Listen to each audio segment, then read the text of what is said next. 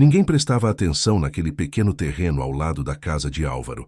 Era só um pedaço de terra esquecido, engolido pelo mato alto, um espaço abandonado que parecia carregar o silêncio de anos sem cuidado.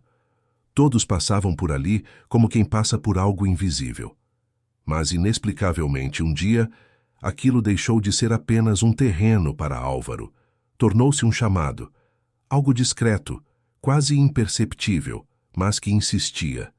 Ele não sabia exatamente por quê, mas decidiu responder. Foi numa manhã comum, daquelas em que nada parece anunciar mudança.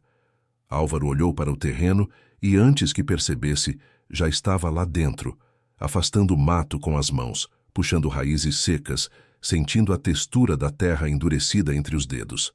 Não havia um plano definido, nenhum projeto grandioso. Só o desejo simples e profundo de dar uma chance ao que ninguém mais via. Começou devagar. Era um trabalho silencioso, quase meditativo. Nas primeiras horas do dia, quando o sol ainda parecia tímido no céu, ele se levantava, caminhava até o terreno e continuava o que havia começado. Havia algo mágico em sentir a terra respirando de novo, algo que ele não nomeava, mas que o guiava. E então, algo surpreendente aconteceu. Pequenos brotos começaram a surgir, tímidos, frágeis, inesperados. Álvaro não havia plantado nada ali ainda. Aquela vida nova parecia brotar em resposta à sua presença, como se a terra estivesse acordando. Ele se agachou diante do primeiro broto que desabrochou. Era uma flor humilde, um dente de leão solitário, mas forte. A cor amarela vibrante parecia enfrentar o mundo. Álvaro sorriu. Aquilo era mais do que uma flor. Era um gesto, uma conversa silenciosa. Eu vejo você entre ele e aquele pedaço de terra esquecido. Com o passar dos dias, algo ainda mais curioso começou a acontecer. O terreno parecia reagir ao estado emocional de Álvaro. Era como se o jardim, mesmo antes de ser jardim, o observasse, o sentisse e respondesse. Numa semana particularmente difícil, em que o trabalho parecia pesá-lo mais do que o normal, ele chegou ao terreno e percebeu um desânimo sutil espalhado entre as plantas. O verde parecia menos vivo, as flores murchas um pouco inclinadas, como se tivessem sentido a mesma exaustão que ele carregava. Aquilo mexeu com Álvaro.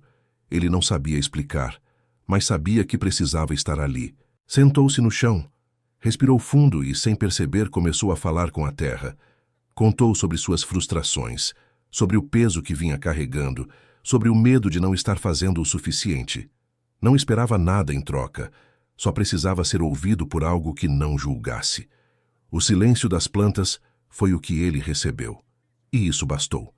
Na manhã seguinte, quando voltou, encontrou algo que o fez parar no meio do terreno. Onde antes havia murcha e cansaço, agora surgiam pequenas violetas, delicadas, roxas, vibrantes, como se fossem um lembrete de que beleza e vulnerabilidade estavam profundamente conectadas. Como se o jardim estivesse dizendo a ele que tristeza também pode florescer. Álvaro entendeu. Aquele terreno não queria apenas suas mãos, queria seu coração. E a partir daquele dia, ele começou a cuidar do espaço com uma intenção diferente. Não era só jardinagem, era conexão. Quando se sentia grato, regava as plantas com delicadeza, quase como quem oferece um presente. Quando estava inspirado, cantarolava enquanto podava os galhos secos. Em dias de reflexão, deixava-se ficar sentado, observando o movimento das folhas com o vento. E o terreno respondia sempre. Era impossível não notar. Em um dia de pura alegria, após receber uma notícia que encheu seu peito de esperança, Álvaro encontrou no centro do terreno algo que nunca havia visto ali. Uma orquídea selvagem. Não havia explicação lógica para aquela flor rara, vibrante, delicada e estonteante, ter surgido justamente ali, justamente naquele dia. Mas Álvaro não procurou resposta racional. Ele sentiu. Aquela flor era um espelho perfeito da euforia que o acompanhava. Aos poucos, os vizinhos começaram a reparar. O espaço abandonado se transformara num refúgio de cores, aromas e vida. As pessoas paravam, olhavam, perguntavam: Álvaro, que flores são essas? Onde você comprou isso? Ele sorria. Não comprou nada. Muitas delas simplesmente apareceram. Como se fossem respostas, manifestações, reflexos. O jardim virou professor. Ensinou paciência, quando algumas flores levavam semanas para revelar uma pétala. Ensinou resiliência quando, após uma tempestade que devastou parte das plantas, algumas delas renasceram com ainda mais força. Mas a lição mais profunda foi sobre conexão. Ele começou a perceber que, ao cultivar aquele espaço, estava cultivando algo dentro dele também.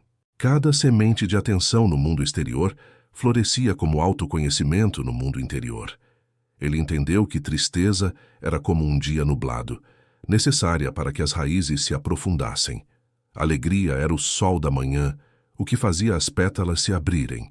A raiva, quando direcionada com consciência, podia ser força suficiente para arrancar as ervas daninhas que insistiam em ocupar espaço demais. Cada emoção tinha seu lugar, sua função, seu propósito no ecossistema da alma. Tudo começou a fazer sentido. O terreno não era mais apenas um lugar físico, era um espelho vivo de quem Álvaro era e de quem ele se tornava. Era também um lembrete silencioso de que tudo aquilo que alimentamos cresce. As flores, os pensamentos, as relações, os sonhos. A vida respondia exatamente onde sua atenção repousava. Com o tempo, o terreno ganhou um nome.